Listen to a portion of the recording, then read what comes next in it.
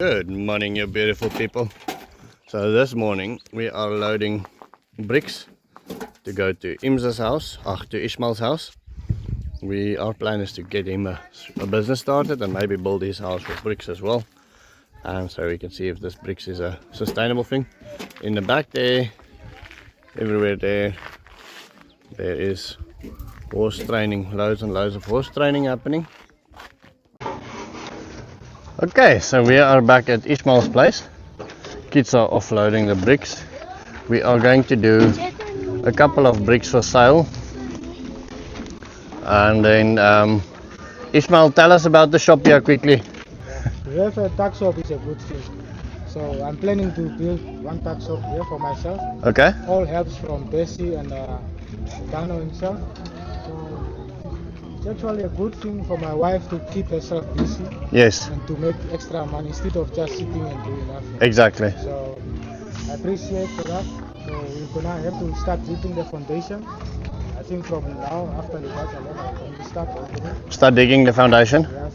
So with time, we're going to start building step by step. So these bricks are mostly for Ismail's shop. But while we're at it, we're also gonna try and sell them and see if it's worth a business. See how much interest we get. Okay, then Besh, what have you got here?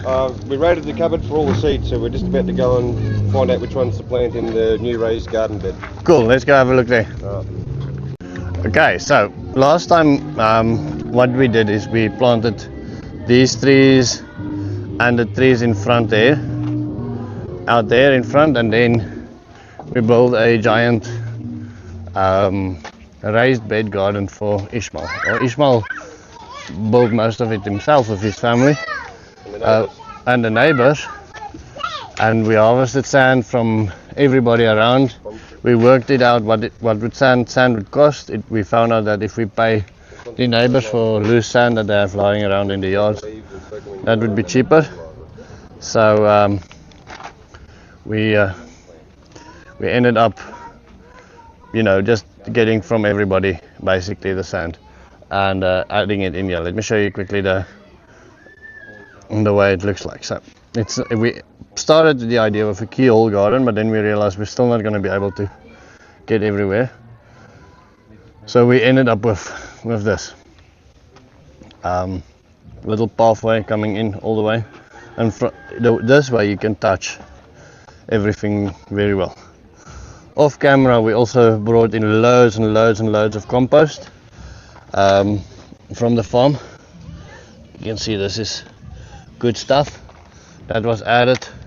Probably work it in before we start planting now. But there's already soil prepared and ready to be very, very fertile. Yeah. Okay, these boys will now look at what is best.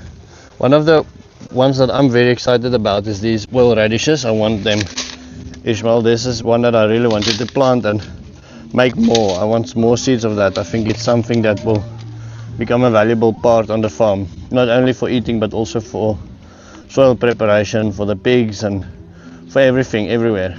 So we're going to use some of the seeds and stuff that were sent to you by subscribers. Yes, yeah, all of the seed is sent by subscribers.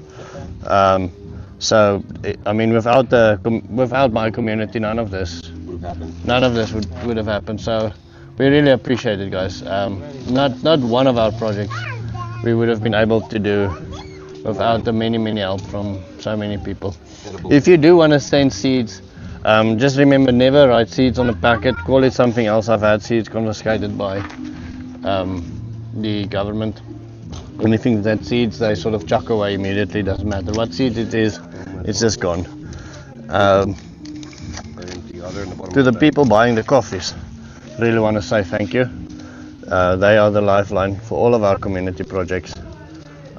If it wasn't for the people buying coffees or sending super thanks on YouTube, absolutely none of this would have been possible. Those lot there can go in soon. Did we end up finding out what beans this was? I think they're mung beans. They look like mung beans.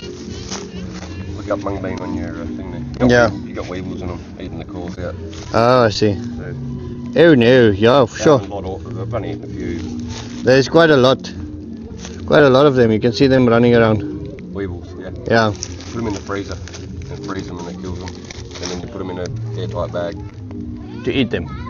If you so freeze that- them, then it's, Hey, you can freeze them. That's fine. and then they'll be able to plant them again. Yeah, Yeah, only the insects are the only thing. kills the insects.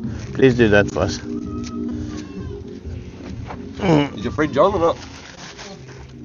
Let's kill them. You need to do it overnight. 4 o'clock. 4 o'clock. Yeah. Heirloom from home. I think these are from Cherokee. Yeah, Cherokee's sending a lot of seeds, yeah. You know, Cherokee is an awesome supporter, awesome person. Amaranth. Basil. Need more blue basil at my home again. American peppers, Hungarian peppers. Okay, so here you can clearly see the soil profile. We just finished selecting the seeds that we're going to use. Yeah, you can see Ismail, when you bring up the next one, just I quickly want to show them. Bring it up. Okay, stop right there. So you can see how much compost we have on top, and then that is just soil, sand, sharp sand. And so we're trying to mix it a little bit more evenly before we plant. That's basically what's happening here now.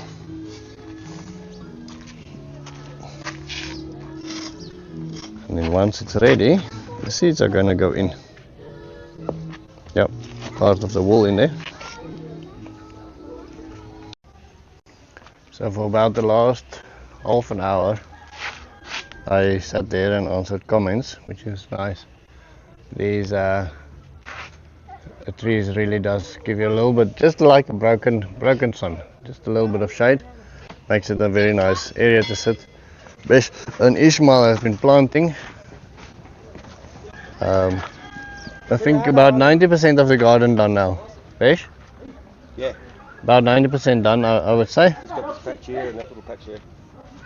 And so in the back, there's pumpkins. Ismail, what do you have here? We have different fruits that we have planted here. Yeah. So I'm gonna make sure that I put each and every one in this right position. In the right position, okay. Those radishes, where are you planting them? Oil radish. I want to put them here. Put them there. Fantastic. Yeah, so these seeds are really coming to their own now. Wide variety of things going into this garden, and then we can clearly see what works and what doesn't. These trees were harvested for wood. There and there and there, and that's the part of wood that is got there. And so we decided we're going to let them grow again, and we harvest them again and see how that goes. So Beshi is such a miracle. I told him what the trees are called a couple of days ago, and he knew them. And every time I struggle with a name, I just tell him, and he remembers every single thing I've told him and every single thing everybody else told him. But these prosopis are considered invasive here, but here you can see they're very useful, creating a microclimate for the kids to play under, supplying wood, and then they're nitrogen fixing as well. So even though the government doesn't want any new plants, and we won't plant new plants, these old ones are definitely worth their weight in gold. And so with our 11 new babies drinking here, that is going to be the end of our story. I'm quickly going to organize better bedding for them. I will see you tomorrow.